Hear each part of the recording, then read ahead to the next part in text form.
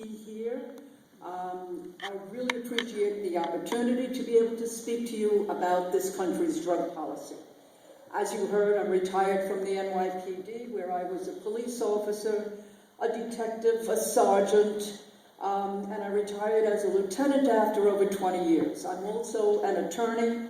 I represented indigent criminal defendants here in Manhattan with the Legal Aid Society, and I retired again from teaching criminal justice at Mercy College. While I was a detective, I worked undercover in the narcotics division. I went out on the streets of the Bronx in Manhattan with an informant who was a drug addict that we had previously arrested, and he was working off his case.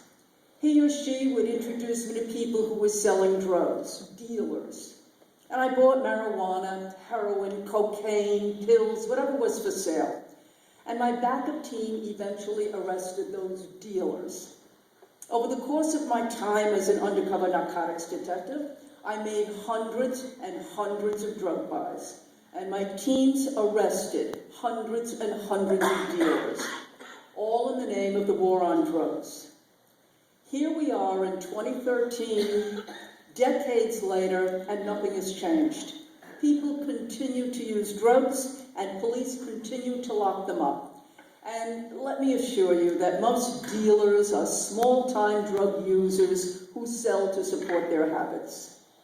After over 40 years of fighting the war on drugs, you'd think that this war would have been won by now, or that we would have faced the fact that it isn't working and tried something else.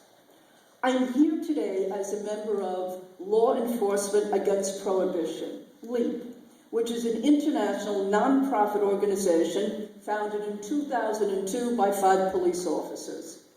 We now have over 100 speakers in 13 countries, police officers, prosecutors, judges, DEA agents, U.S. Marshals, correction officers, current and retired, and we have over 50,000 civilian supporters in 78 countries.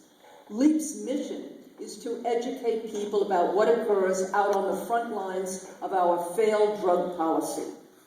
Our name, Law Enforcement Against Prohibition, of course refers to the prohibition of alcohol in this country, back in 1920 to 1933.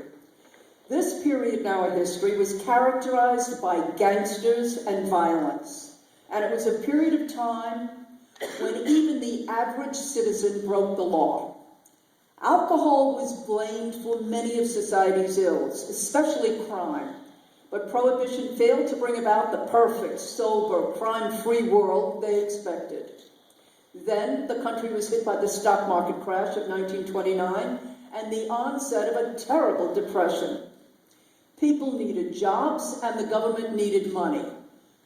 That should sound familiar. And making alcohol legal again opened up many new jobs for the people, as well as providing additional sorely needed revenue in the form of taxes.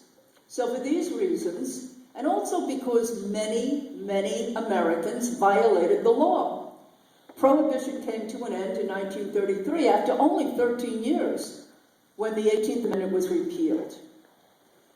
Prohibition was characterized by violence, and today's war on drugs is no different. It is also characterized by violence, not from those who use drugs, but from the war on drugs. Drug dealers fighting in the streets over the very lucrative, illegal drug market. You don't see liquor store owners waging tug-of-wars anymore, shooting it out in the streets over the right to sell alcohol. Because the right to sell beer and wine and other alcohol today is regulated by state governments. We buy our alcohol today from respectable business people.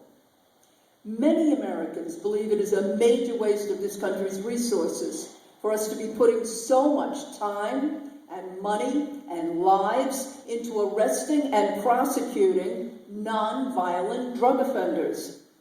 Drug users who are harming no one should either be left alone or, if they wanted, given treatment.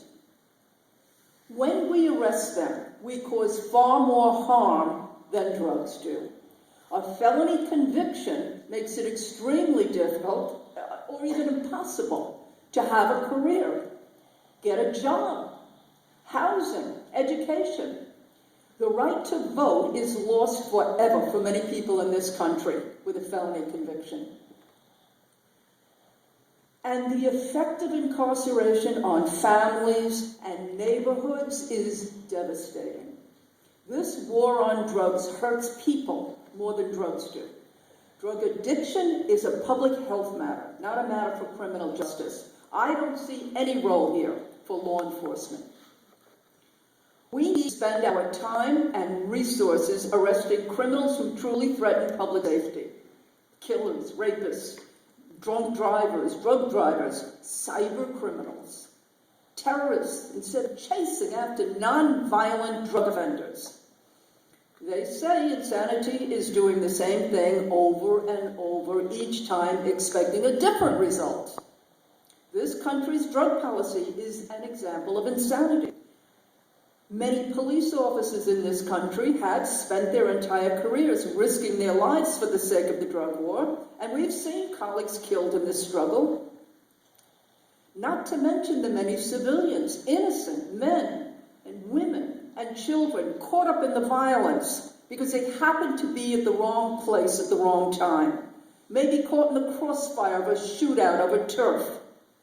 We know that most drug users aren't violent. Usually they just want to be left alone. But the illegal drug trade is extraordinarily violent. Many of us, both active and retired members of law enforcement, have learned from our own experience that this is a stupid and unwinnable war. Prohibition doesn't work. Never has, it never will. Every time we put a so-called drug kingpin away, there's a slew of others waiting to take his place. A job opening has been created. There's too much money involved. The illicit drug market is far too lucrative to be arrested away.